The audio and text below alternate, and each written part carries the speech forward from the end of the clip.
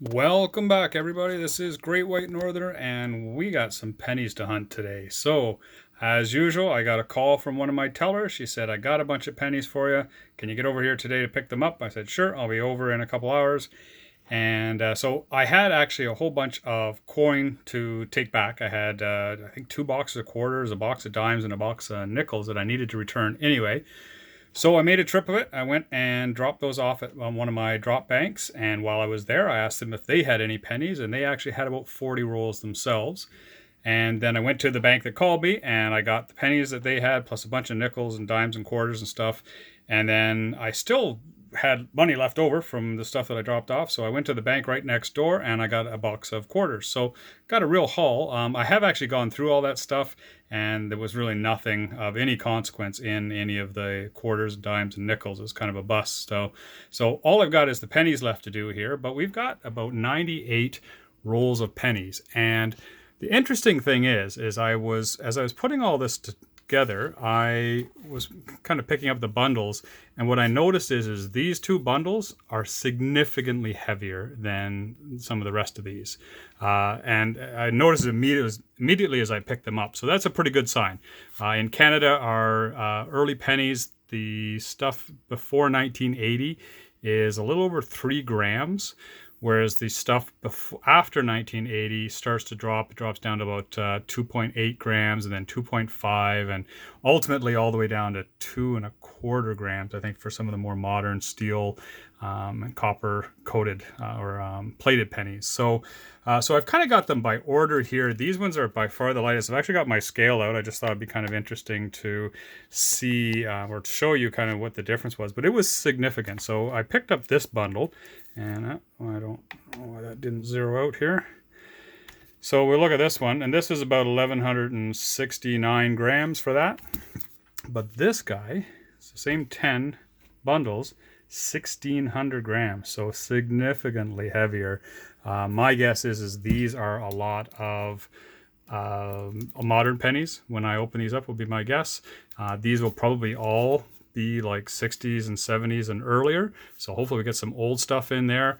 And then these ones actually aren't too bad either. They kind of go down as you go across here. So these ones, it's another bundle of 10.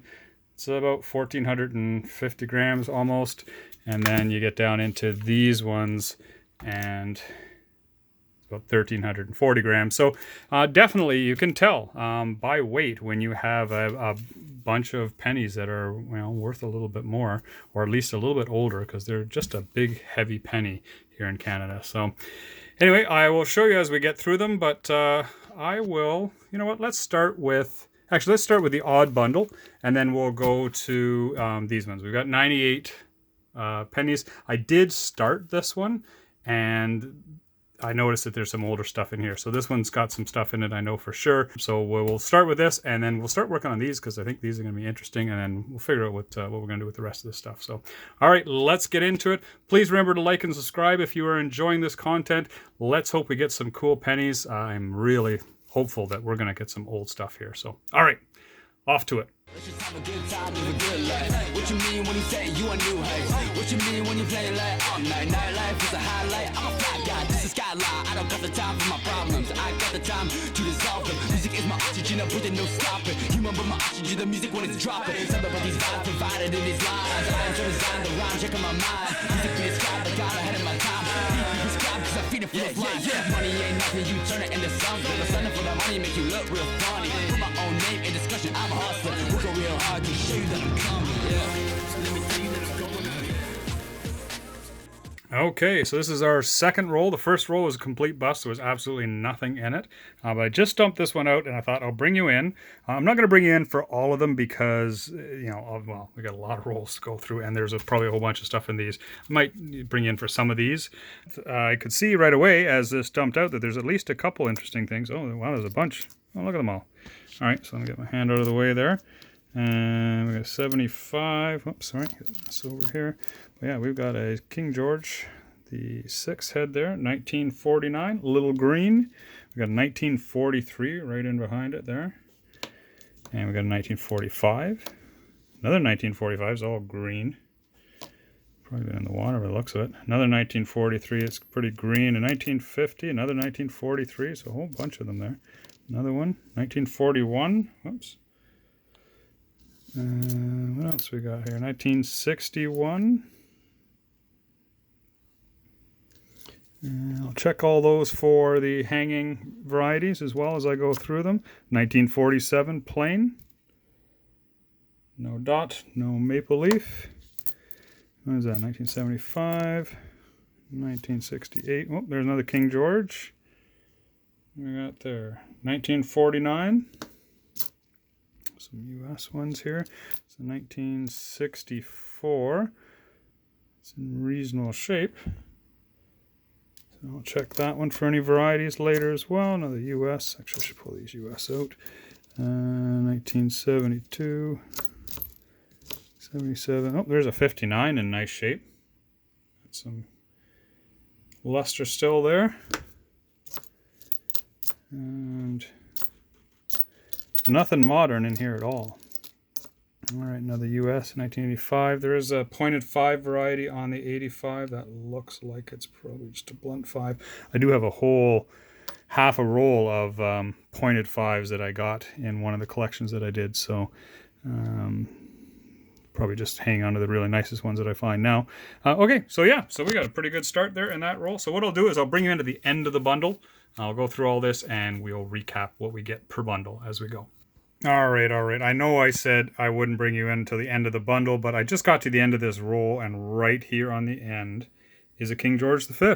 I have not flipped it over yet. I don't know what this is, but let's take a look. It's a 1933. Awesome. So nice to find those. You don't find them very often. I did find a really nice 1962 here as well. In great, pretty good shape. And there was a 51 here as well, also in pretty decent shape. So finding some really nice stuff here. There's a 1937, the first year of the King George VI.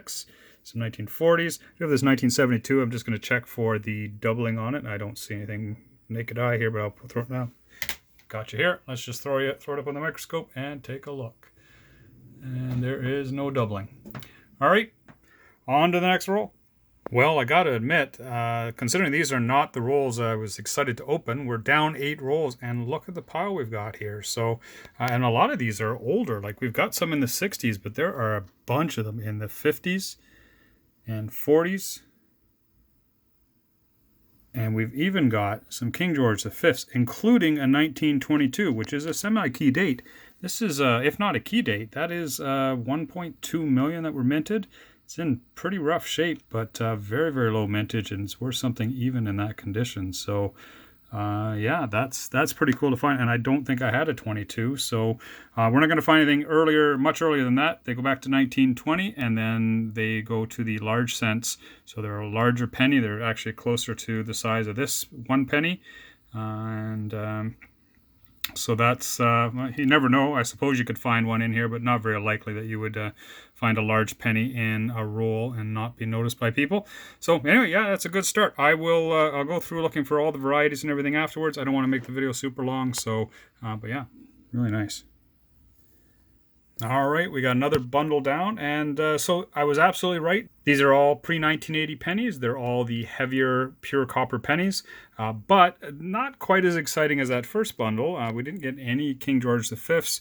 What we did get is a whole bunch of 1960s. We got a little over 40 1960s, no, sorry, 40, 80, over 80 1960s. We got about 30 of the 1955s. We got some 1940s, and we got one from 1938. We did get a couple US wheat cents, or 1 wheat cents in 1946, and we got a 1969S, not the valuable double die obverse one, unfortunately. And we got a couple really, relatively shiny older pennies here, so I'm just going to hang on to those as well. And then I did check my 64s and 65s for their varieties.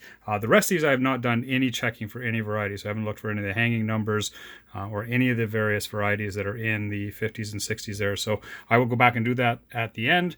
I'm just going to stack them up and we'll move on to the next one. Next bundle's down, and again, all pre-1980 stuff. So there was lots in there. So as you can see, we got tons of 1960s. We do have a bunch of 1950s, some more 1940s, And then we have this 1965, which is, I believe, a pointed 5 1965. So let me just get it turned in the right direction. It's kind of odd looking on the end, on the point there, but I'm pretty sure that's a pointed 5. But it is a small bead variant of this. So when we look at the Regina, right there, that A is pointing just to the left of this bead here, or in between these two, and it would be pointing on the other side. And they're noticeably larger too on the large bead. The other thing though, interesting with this, is it does appear to have a bit of doubling all along Regina there. You can see it in the G, you can see it in the N, you see it in the R.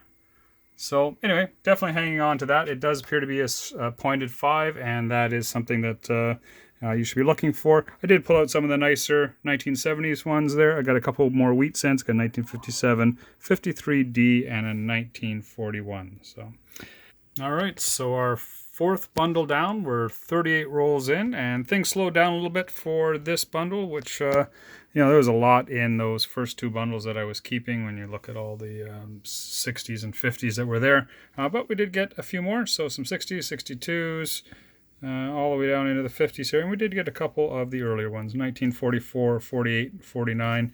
So that's good. Stack those up and move on to the next, and we're getting a bit of a thunderstorm here, so hopefully the power stays on. Another bundle down, and definitely getting less and less as we go. So my earliest there is actually only a 1956. I did get a 1945 wheat cent, and a really beat up 1952 D, I think it was. Yeah, 1952 D. So definitely getting much slimmer pickings as I go down. One more bundle down, and we're just getting lower and lower as far as the fines go. So a couple interesting things here, though. We did get a 1961 that's in pretty decent shape, so that's kind of nice. And we also got a 1943, and we did get a wheat cent as well. It's just a common 1953D, and that's it. All right, so we are working our way through all this. So I took a bit of a break, and I've been working through the rest of these pennies. So I think I had 4 bundles left when I stopped. As you can see, I've only got a bundle and a little bit left. There wasn't a whole lot in those, so I didn't bother bringing you in. I think actually this is what I've found so far in terms of all the stuff out of what I've gone through since the last update. So not a lot here. There is a 42 and a 50.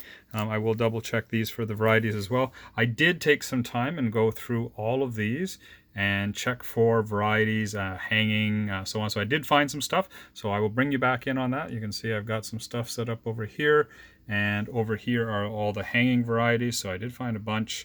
And then these are the 63, 62, and 61, so I've got pretty much a full roll of 63s and 62s, plus a few more nicer ones down here. These are 61s, almost full as well. These did turn out to be they're pretty much all modern, so anything after 2000. So it's making it fairly easy. I can just go through with a magnet, look for the stuff that I need to be checking as far as either being magnetic or non-magnetic. So I'm kind of whipping through those. So anyway, I will bring you back when I am done.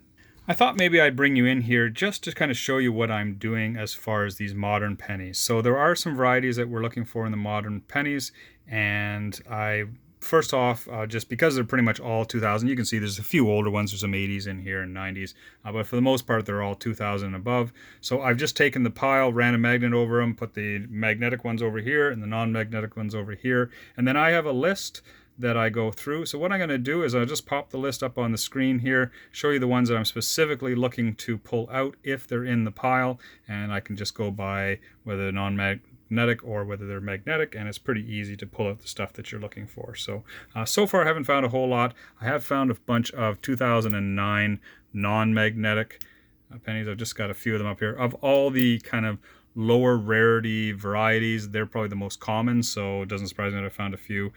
But anyway, I'll put the list up. You guys can follow along, and if you're looking, you'll know what to look for.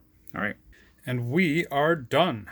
So I finished up those last 2 bundles, or that last bundle and a bit, and as expected, they were all modern pennies. I didn't find anything, no real varieties. Actually, I found some 2009s, but they're not particularly non-magnetic 2009s. They're not particularly rare.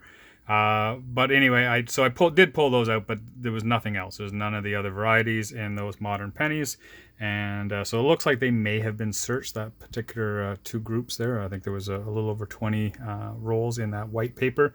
So anyway, we are done, and we've got quite a haul here. So I'm not going to go through all of this because there's just a ton of it here. You can see I've kind of stuck them on top. I've got a little bit nicer, 64, 63, 62, 61. It's a decent looking 59 there. There's an all right 57 and 56 and a 53. So, you know, I'm going to check those against my book, see if they do any upgrades. I do have some pretty good ones already, so probably not. And then in behind, you can see we get down into the 50s and the 40s. We got a pretty good run of all of those. 42, 41, 1940, and then we've got, oh, that's a 47 Maple Leaf. I did check that one. It's not, they're so hard to tell whether it's a pointed or a blunt 7. I will go back over that one. There's not a huge difference in price in between them anyway. 39, a 38, and a 37. And then we did get these 4 King George V's, as you can see. And they are the 33, the 32, a 27, and a 1922. So the 22 and the 27 I didn't have. It's unfortunate they're both a little corroded. But this one is a low mint coin. That's about, I think 1.2 million is the mintage on the 1922 in about good condition. It's an $11 coin according to the Coins in Canada website. So there's some value to that one for sure. And very happy to have found that, even though it is in pretty rough shape. What else we find here? We did find a 1910 US wheat penny as well. So I don't know if I brought you in for that. I may have forgotten to as I was going through. But anyway, I did find that 1910. And we did find a few others in 39, some of the 40s there, and a bunch in the 50s. Then we got that 69S, but it is not the variant, the double die that you're looking for. So anyway, so that is pretty cool. I didn't have a 1910, so that one can add to my collection. Found a couple of foreign coins up there, nothing too exciting. And then in the hanging version, so all of the young head pennies from 1953 up to 1964 have an opportunity to have the hanging version of that penny. And so we've got some nice ones here. I just put the nicest ones on top, and I'll show you so kind of what the 63 looks like. 63 by far is the most common to find a hanging variety, but you can see that there it is there. Quite clearly 1963 hanging 3, and then I do have a couple in behind there that are also in pretty decent shape, so those are nice to find. I do just kind of I'm working on a tube of the less nice ones, and then I'll sleeve up the two more brilliant ones on top. Same thing with the 62. So you can see the 62 there also has the hanging. So it's a little slightly different look to it, but that is also a hanging version. And then the 57 and the 53 also have the hanging versions on them as well. And I don't find those very often, so those are definitely a lot more uncommon in the earlier dates. So I've got a good stack of those, the hanging ones. And then what else we got here? So with 1976 has a rotated die version. This one has a very small rotation on it. They quite often do, actually. If you look at the 76s, almost all of them have at least a slight turn to them. This one's not particularly pronounced, but what I like to do is put them in slabs so you can kind of see as you flip them over. It has got a very small rotation to the left there. And I'm not going to use this slab. I just put it in there for illustration purposes. I find that's the best way to make sure you've got a nice straight turn or flip to see if you've got a rotation, especially when they're not so obvious like that 76 is. So something to watch for. Would be nice to find a little bit more pronounced one, but hang on to that one. It's in okay shape. So then the other one is the 1953 shoulder fold. So I did pick up one of those, and I also got this one. So this one I just found, like just a couple minutes ago. It was in, it was in from earlier, but I just went through that last stack. So that would have been from a couple bundles ago. But this is actually a 1962 double die, and it's a double 962 on there. So you can see that doubling. And this is the first one I've ever found in mint state 60, I think it was. It's about a $35 coin. So this is, this is not mint state, but it's got some value to it for sure. So that was a nice find. That was really nice, and that was right near the end there. So it was really nice to get that as a find. So what else do we get here? So the 2009 non-magnetics, we got the this 1964 is interesting. 1964, this one has a die chip right above the 4. Not seen that before. It's possible that it's environmental damage. You can see there's some damage to the twig right above it and just to the right, but that kind of looks just like a die chip. So yeah, I think that's what that is, and that's kind of cool. So I'm hanging on to that regardless. I did get the 1965 pointed 5. It does seem to be the small bead version, so it's not too valuable, but yeah, so that's a nice one. And then in 1967, the 1967 you do have to watch for the doubling. They're relatively common to find, and this one's not in the greatest shape, but I just happened to notice it as I was going through, so I did set it aside, and you can see the doubling on the date there. I do have much nicer versions of that. And then the 79s, same thing. These ones are pretty easy to find. There's lots of them. So you can see the doubling on the 7 and the 9 there on this one. And then I think this one's got doubling on the 9, 7, and 9, if I will remember correctly. Yeah, so all 3 of them have some doubling. You can find them all over the place. They're not particularly rare, so I keep the nicest of the ones that I find. And the 78 has the same problem. You can find some 78s that are double like that as well. So that's it. We did get some neat little finds.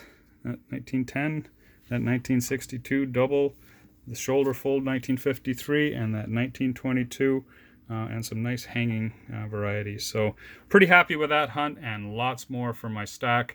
Lots of the older ones, and just a ton of 50s and 60s. So all right, thank you so much. I really hope you guys enjoyed this hunt. It was a bit of a long one for me. Hopefully it's not too long a video for you guys. And yeah, I appreciate it. Please make sure you like and subscribe if you're enjoying these videos and you want me to keep making this kind of content. I do appreciate you guys tagging along. Thank you so much. You guys all have a great day, and take care.